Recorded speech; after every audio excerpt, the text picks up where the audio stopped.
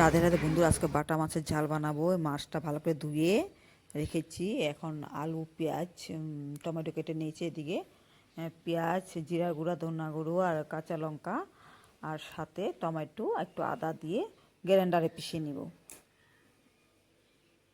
গ্রাইন্ডারে ভালো করে পিষে নিব। আর এদিকে তেল গরম হয়ে গেছে, মাছগুলো ভাজা করে নিব। হলুদ লুন মাখিয়ে নিয়েছি, ভালো করে ভেজে নিব।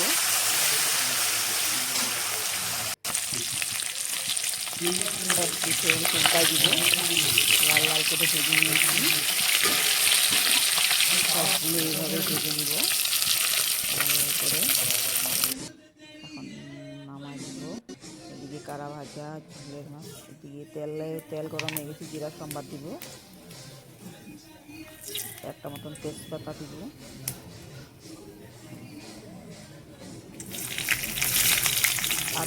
আধা পেঁয়াজ আর আদা ভেজে নিব। লাল লাল করে ভেজে নিব পেঁয়াজটা।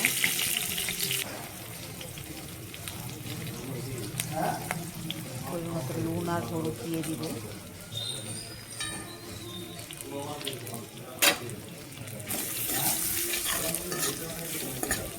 নুন হলুদের সাথে একটু ভাজা করে নেব। এখন আলু আর টমেটোটা ঢেলে দিব। ভালো করে ভেজে নেব। আলু টমেটোটা নুন হলুদের পেঁয়াজের সাথে ভালো করে ভেজে নেব। ভালো করে ভাজা ভাজা হয়ে যাচ্ছে। এখন গ্রাইন্ডারে মশলাগুলো ধুয়ে দেব। মশলাটা আলু আর টমেটোর সাথে ভালো করে ভেজে নেব। ভালো করে ভাজা হয়ে গেছে। মশলাটা শুকিয়ে গেছে, গন্ধ বেরিয়ে গেছে। এখন জল দিয়ে দিব।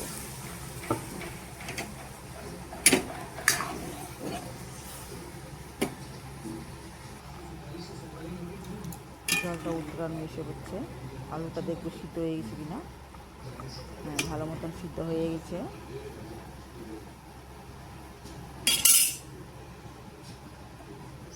ভেজে রাখা বাটা মাছটা ঢেলে দিব। মাখা মাখা ঝুল কে কে ভালোবাসে বলবে। অপূর্ব খেতে হয়েছে, অসাধারণ লাগে। এই বাটা মাছটা তাজা ছিল।